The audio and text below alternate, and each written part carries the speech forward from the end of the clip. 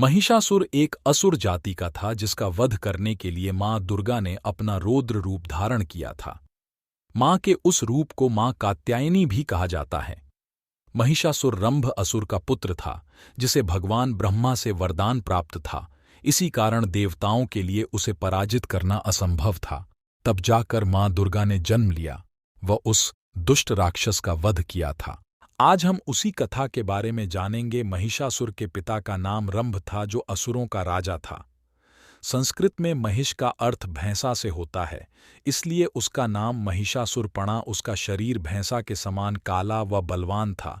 अपने आप को सबसे शक्तिशाली बनाने के लिए उसने कई वर्षों तक भगवान ब्रह्मा की तपस्या की। भगवान ब्रह्मा उसकी तपस्या से प्रसन्न हुए तथा उसे वरदान मांगने को कहा। तब महिषासुर ने अमर होने का वरदान मांगा तो ब्रह्मा जी ने यह देने से मना कर दिया। तब महिषासुर ने अपने अहंकार में किसी भी देवता या दानव से नहीं मरने का वरदान मांगा। उसने अपने इस वरदान में महिलाओं को तुच्छ समझा व अपनी मृत्यु में उन्हें नहीं मांगा। भगवान ब्रह्मा से वरदान पाकर महिषासुर अपनी असुर प्रवृत्ति के कारण उसका दुरुपयोग करने लगा तथा सभी पर अत्याचार करने शुरू कर दिए। उसके अत्याचार से संपूर्ण मानव सभ्यता तथा देवता आतंकित थे। वह बेवजह मनुष्यों को मारने लगा तथा देवताओं को तंग करने लगा। इससे चारों ओर अधर्म की स्थापना हो गई व धर्म का कोई मूल्य नहीं रहा। पृथ्वी पर आतंक मचाने के बाद उसने इंद्र की नगरी अमरावती पर भी आक्रमण कर दिया व सभी देवताओं को पराजित कर दिया। उसकी असुर सेना के सामने कोई नहीं टिक पाया था। सभी देवता भगवान शिव व विष्णु से सहायता मांगने गए। तब दोनों ने देवताओं के साथ मिलकर महिषासुर की सेना के साथ युद्ध किया, किंतु महिषासुर को मिले वरदान के फलस्वरूप वे भी उसे नहीं हरा सके।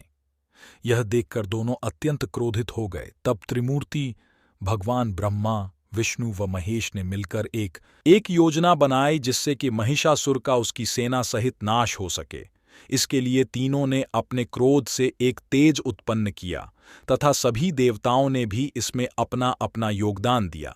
त्रिमूर्ति तथा सभी देवताओं के तेज व ऊर्जा से एक शक्तिपुंज का निर्माण हुआ व उसमें से मां दुर्गा का कात्यायनी रूप प्रकट हुआ। यह रूप अत्यंत भयानक था, जिसके 10 हाथ थे।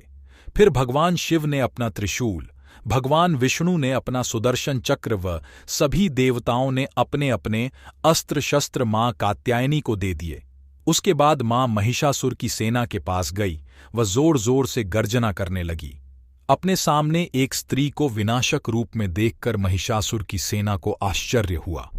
महिषासुर के साथ असुरों की पूरी सेना थी, जिनमें करोड़ों की संख्या में असुर थे, तो दूसरी ओर मां दुर्गा अकेली।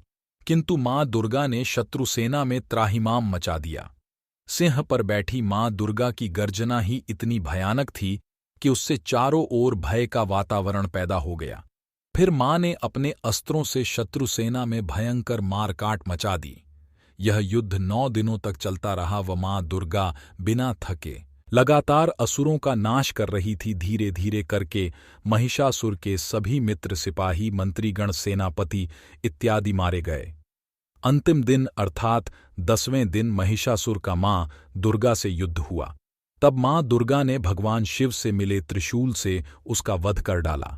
इस प्रकार मां दुर्गा के प्रचंड रूप ने महिषासुर का उसकी राक्षसी सेना सहित संपूर्ण नाश कर डाला व धर्म की पुनः स्थापना की। अगर आपको यह कथा अच्छी लगी हो तो लाइक और शेयर करें।